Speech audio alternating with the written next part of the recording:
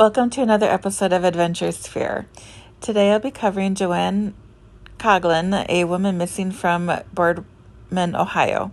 But first, become part of our family by subscribing to our channel, stay up to date by ringing the notification bell, and share content with those you influence. These simple gestures make it possible for us to put together a volunteer sonar search and recovery dive team, look for the missing people featured on our channel, and reunite them with their family and friends free of charge. Next, be sure to download Google Earth. It's a free app for your phone and computer and lets you search right alongside us. The places I mention are shared with my blessing, so Joanne can be reunited with her family, regardless who higher powers work through. The description box has her email address if you'd like to share insight on any cold case, need help pulling up older maps of an area, or know someone missing with a vehicle and would like them featured on our channel. The video of Google Earth has a measurement from a starting point theory or known location and goes out to possible search areas. We focus on bodies of water within 5 miles from home, their last cell phone ping, last known location, and sentimental sites where water is deep enough to hide a vehicle. If an area has been heavily searched, we may expand the search area, but please keep in mind that accidents tend to happen closer to home. Joanne Coughlin, then 21, is missing from Boardman, Ohio.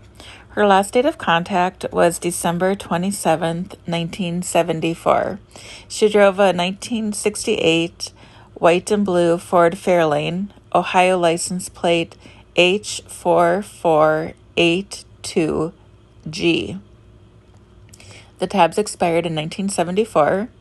Detective Sergeant David Sweeney with the Youngstown Police Department can be reached at 330-747-7911.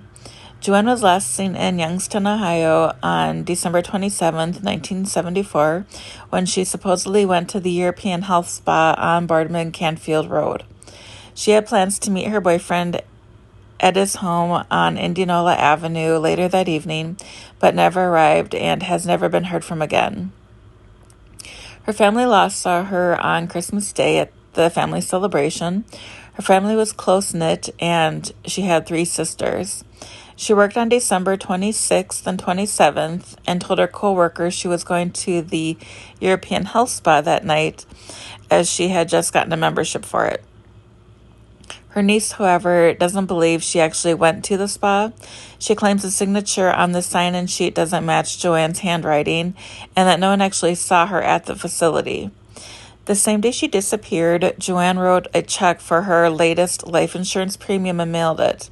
Nothing was missing from her apartment on Ohio Avenue except a small suitcase, her hairdryer, her bathing suit, her 4-door 1968 Fairlane with the license plate H4482G vanished with her. However, it's never been located. Shortly before her disappearance, Joanne had received a $3,400 settlement from a car accident. Her mother decided to alert her daughter's bank about her disappearance in case anyone tried to withdraw money from her account, which was at the Struthers branch of the Mahoning National Bank. On New Year's Eve, 4 days after Joanne was last seen, a young woman went to the Mahoning Bank branch located on Midlothian Boulevard in Boardman, Ohio, and attempted to withdraw $800 from Joanne's account at the drive-through window. The teller asked the young woman to come inside and call her mother, and the woman told her she would do so after she arrived in Florida. The teller told her she would have to go to the Struthers branch to withdraw the money, and the young woman left.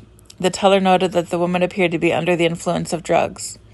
She never went to the Struthers branch, and the manager of the Boardman branch assumed Joanne had gotten in touch with her mother and that her disappearance was a family matter. He called Joanne's mother a week after he saw the article about Joanne in the newspaper and realized she was still missing. The signature on the withdrawal slips the woman signed at the Struthers Bank branch didn't match Joanne's writing, and when the teller who handled the transaction was shown a photo of Joanne, she said the woman who tried to withdraw the money wasn't her. In January 1975, police were able to identify and interview the woman who had posed as Joanne at the bank, and she told them she had gotten the bank book from two men who waited at the nearby Point Market while she tried to withdraw money. The men she identified, Robert Sugart and Howard Rodriguez, were both known figures in the local drug scene. By 1975, he was already suspected of having some involvement in multiple murders that had happened in the local area. The killings were believed to have been retribution because of all the victims were either police informants or had spoken about the local drug activity. Authorities tracked down and questioned Rodriguez and Sugart, but they said they knew nothing about Joanne's disappearance. Sugart and Rodriguez had stolen Joanne's belongings from a drug party in Warren, Ohio. The men were released after being questioned. Authorities think Joanne may have known them. Both were acquaintances of her former boyfriend, a married man who used heroin and had gotten Joanne acquainted with the local drug culture. By the time she went missing, Joanne had ended her relationship with that man and was seeing someone else. Joanne's mother wanted to press charges against the woman for attempted fraud, but the police asked her not to do so, saying she was a potential witness in whatever happened to Joanne, and they wanted to keep her in the background to see if she would provide any more information to implicate Sugart and Rodriguez. Neither of the men or the woman were ever charged in the attempted bank fraud or Joanne's disappearance. Authorities theorize she was robbed and murdered in her car with the body inside and was disposed of in a quarry at the Pennsylvania border.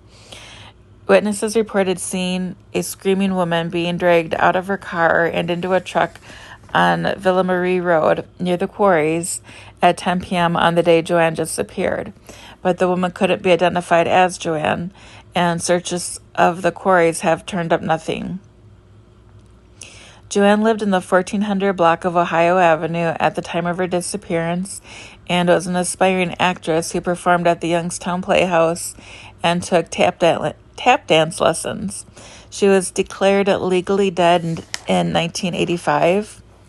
Some places I would like to search are the Burgess Run and Lake, Collier Lake, Evans Lake, Mill Creek and the Mill Creek Wildlife Sanctuary, Antonoff Pond. There is a pond 4.43 miles southwest from the town center. I don't know its name. Meridian Lake, Lake Glacier, Mahoning River, Lake Hamilton, Newport Lake, and Cranberry Run. If you like this episode and haven't done so already, please subscribe to our channel, give our videos a thumbs up, and share the movement with those you influence. What do you think happened to Joanne? Where do you believe we should start searching? I'll be looking for your thoughts in the comments below.